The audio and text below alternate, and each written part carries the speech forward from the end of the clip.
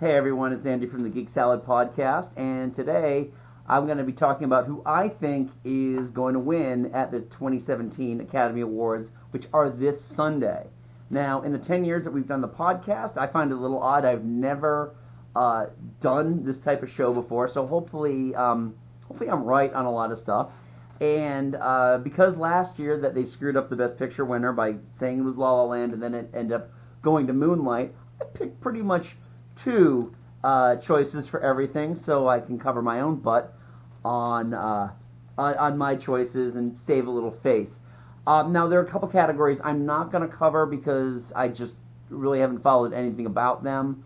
So the foreign film, short animated, the documentary short, and the live action short, I'm really not going to cover those only because I just going to get them wrong. So I'm going to start from live, really starting with visual effects, and I have my little ballot here that I printed off the internets. So for visual effects, the nominees are Blade Runner 2049, Guardians of the Galaxy Volume 2, Kong Skull Island, Star Wars The Last Jedi, and War for the Planet of the Apes. My number two pick, my safety pick, is Guardians Volume 2. Honestly, it's my favorite of all the MCU movies, so I'd love to see them win something. I don't think they're going to because hashtag Marvel movie. So my number one pick, the one I think is going to win the Oscar this year, is going to be Star Wars The Last Jedi, only because the special effects were just beautiful, with the exception of the Princess Leia is Mary Poppins thing. I thought the special effects looked great. The Porgs looked very, very hyper-realistic. Just everything about the movie really looked like it was happening in the real world, with that one exception. Okay, so for sound mixing and sound editing, actually they're both the same nominees. Baby Driver, Blade Runner 2049, Dunkirk, The Shape of Water, and Star Wars The Last Jedi. For sound mixing, my number one is Dunkirk because it's a war film. But as a backup, I picked Blade Runner 2049. And for sound editing, my number two was Star Wars. Again, I thought that they did a great job with the sound. But again, war film, Dunkirk is going to get that. I honestly think that Dunkirk is going to do very, very well in the technical aspects, because I don't think it stands a chance of winning Best Picture. But definitely these technical things for a war movie are very, very big, and I think that it's gonna take that. So next up is production design. The nominees are Beauty and the Beast, Blade Runner 2049, Darkest Hour, Dunkirk, and The Shape of Water. My number two is Blade Runner 2049, mainly because it just looks beautiful. The sets, that it just is just incredible. It's a really immersive world. But I do think Shape of Water is going to win, primarily because it's a very industrialized, more modern approach. Usually they go to like these big gala, lavish epics, but I think that Shape of Water is very, very grounded, and it looks really, really dingy and dirty. But I think I think it's just got the Academy's number this year. So for original score, the nominees are Dunkirk by Hans Zimmer, Phantom Thread by Johnny Greenwood, The Shape of Water by Alexander Desplat, Star Wars The Last Jedi by John Williams, and Three Billboards Outside Ebbing, Missouri from Carter Burwell. My number two is Three Billboards, mainly because I think Carter Burwell is kind of one of those guys that's been due forever. And as much as I would love to see John Williams win another one, I don't think it's going to happen with Star Wars. And then the number one, I believe that Alexander Desplat is going to get his second Oscar for The Shape of Water. I've listened to some excerpts of the isolated soundtrack, and it's gorgeous. So for original song, the nominees are Mighty River from Mudbound, Mystery of Love from Call Me By Your Name, Remember Me from Coco, Stand Up for Something from Marshall, and This Is Me from The Greatest Showman. Runner-up in my field here is This Is Me from The Greatest Showman because it won the Golden Globe. But I truly do believe that Coco's Remember Me is going to win, mainly because it's a gorgeous song. It's played in multiple variations throughout the entire movie, and it's so touching. Especially at the end, the song really plays a part that when we went to go see it in the theater, my wife was just sobbing. So I do think that it's a Pixar movie. It's gonna make you do that. So my vote is for Coco. So for makeup and hairstyling, the nominees are Darkest Hour, Victoria and Abdul, and Wonder. I think that my number two slot for this would be Wonder because it made a boatload of money. But I think Darkest Hour is going to win for makeup because hashtag fatsuit. Film editing, the nominees are Baby Driver, Dunkirk, I, Tonya, The Shape of Water, and Three Billboards. Number two, I believe, would be The Shape of Water. It's mainly because Guillermo del Toro really cuts up a really nice movie. The best way of noticing film editing is not noticing it at all, and I think he's done a great job with that. But I do think, again, it's going to go to Dunkirk because of the way that Christopher Nolan really has that herky-jerky action, and there's a lot of different things going on, and the Academy are suckers for that. Costume design, the nominees are Beauty and the Beast, Darkest Hour, Phantom Thread, Shape of Water, and Victoria and Abdul. I believe Phantom Thread is kind of the runner-up in this because primarily it's about clothing. But number one, I think, is Beauty and the Beast. Again, the Academy is suckers for that big, lavish production design. The costumes on this are great emulations of the animated movie, and it's almost like you're rewarding the movie for making so much money. Next up on the list here is cinematography. The nominees are Blade Runner 2049, Darkest Hour, Dunkirk, Mudbound, and The Shape of Water. My number two is Shape of Water. Again, Guillermo del Toro's eye, you can't fault it. But I'm going to go with Dunkirk. Again, these are technical categories that I believe that the Academy are suckers for, especially because it's a World War II movie. But this is about it. This is where it's going to get recognized. It's not going to get recognized anywhere else. So for original screenplay, the nominees are The Big Sick, Get Out, Lady Bird, Three Billboards, and The Shape of Water. My number two choice for the winner on this one is McDonough from Three Billboards, primarily because he didn't get nominated for Best Director.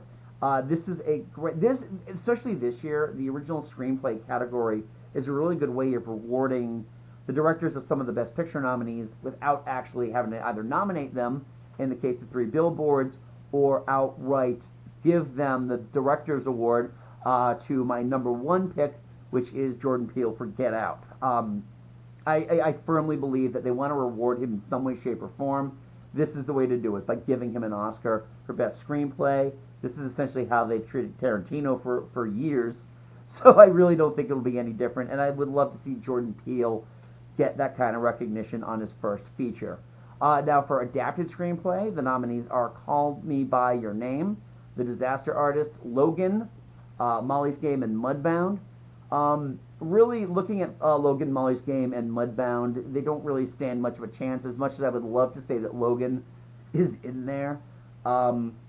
But Disaster Artist is my number two, really by default.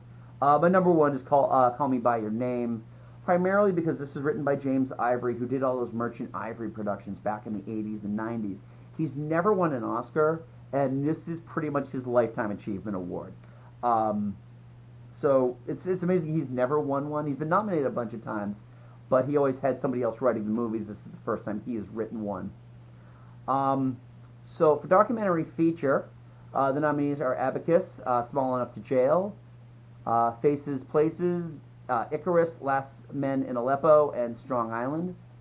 My number two is Last Men in Aleppo, primarily because it's a war documentary and that really scores big with the Academy. But Icarus is huge because it does cover the Russian steroid scandal. So I think that that's probably going to be the winner this year. It's also on Netflix right now too.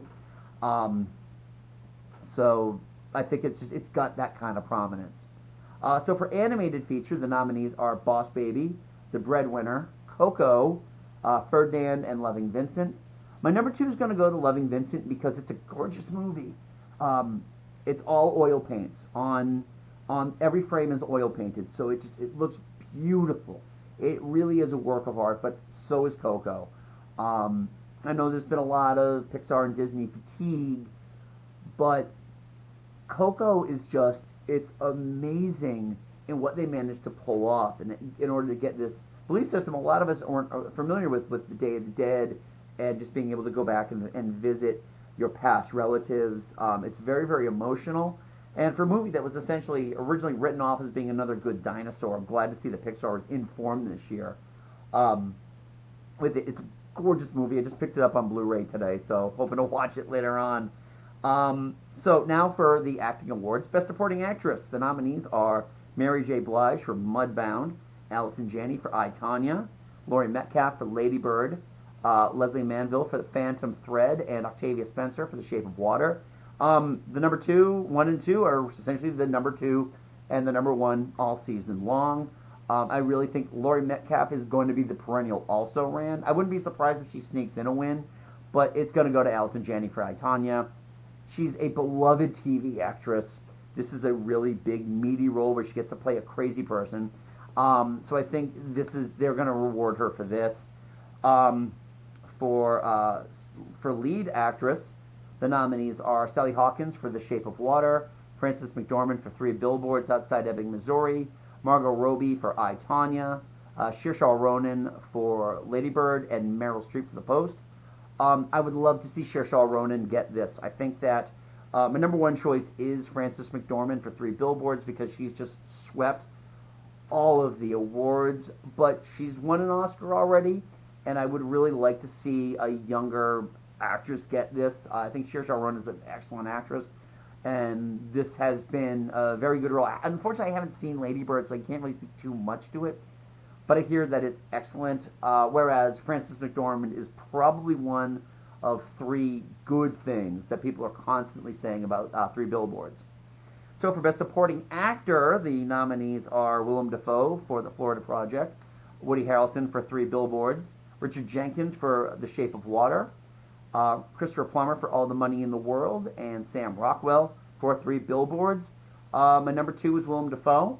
Again, I haven't seen The Florida Project, but I hear he is just fantastic in it, kind of playing against that Willem Dafoe type that we're used to.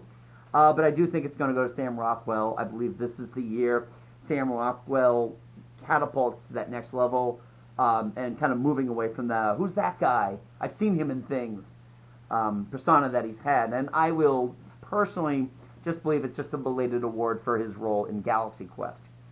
So for Best Lead Actor, the nominees are Timothy Chalamet for Call Me By Your Name, Daniel Day-Lewis for Phantom Thread, Daniel Kaluuya for Get Out, Gary Oldman for Darkest Hour, and Denzel Washington for Roman J. Israel Esquire. My number two is Daniel Day-Lewis because you always have to put Daniel Day-Lewis somewhere on the top. Apparently, this is it. This is the last role he's ever going to do, which we'll see. But the smart money's on Gary Oldman. This is a career award. Darkest Hour is... I haven't watched that one yet either, but from everything I've heard, it's him. He's the only reason to go see the movie. And for 35 years of solid work, I believe that he's due. For directing, the nominees are Christopher Nolan for Dunkirk, Jordan Peele for Get Out, Greta Gerwig for Lady Bird, Paul Thomas Anderson for Phantom Thread, and Guillermo del Toro for Shape of Water. I'm going to go number two, Greta Gerwig. I would love to see her get some recognition for Lady Bird. It would be nice to kind of move away from that boys club with the Me Too movement. I think I hate to say it's kind of tokenism to give the award to her. I'd also like to see Jordan Peele get this, but as I mentioned before, I think he's going to get the screenplay award. I wouldn't put it past them though if she wins Best Original Screenplay to kind of move him, Jordan Peele, into the number two slot. But I still believe this is Guillermo del Toro's award to lose. Again, it's a career award. Shape of Water is a gorgeous movie, and he's always had a good eye. And I think now is the time that you finally can reward him because he is going back to that Pan's Labyrinth style of Del Toro-ness that you weren't really getting with stuff like the Hellboy movies or Pacific Rim. And then finally, Best Picture. The nominees are Call Me By Your Name, Darkest Hour, Dunkirk, Get Out, Lady Bird, Phantom Thread, The Post, The Shape of Water, and Three Billboards Outside of Ebbing, Missouri. My number 2 is going to be Three Billboards, only because it's generated the most buzz out of everything. I still really don't think it stands a chance to win. It's very hard for a movie to win if its director hasn't been nominated before. But personally, I think that it's just one of those things that there's a lot of buzz, and now there's a lot of viral, there's a lot of viral aspects of the movie now that are kind of coming into play. So it might, but again, I'm going to go Shape of Water, just easily the best reviewed film, with the exception of Get Out of all of these. And it's just the kind of strange but safe movie that the Academy likes to reward. So if you like this video and you think I'm wrong about stuff, please comment below. Don't forget to hit the like button and subscribe to Geek Salad if you haven't already. We put out new stuff every week, including our Road to Infinity War, where my partner Mike and I discuss all of the Marvel movies leading up to Avengers Infinity War. You can also check out our podcast at geeksalad.podbean.com. That can also be got on the Podbean app, as well as on Stitcher and on iTunes. You can also follow us on Twitter at Geek Salad Radio, on Gmail at Gmail Radio. Geek Salad Radio at gmail.com, and you can follow us on Facebook at Geek Salad Podcast. So until next time, I'm Andy. Go forth and be nerdful and have fun at the Oscars.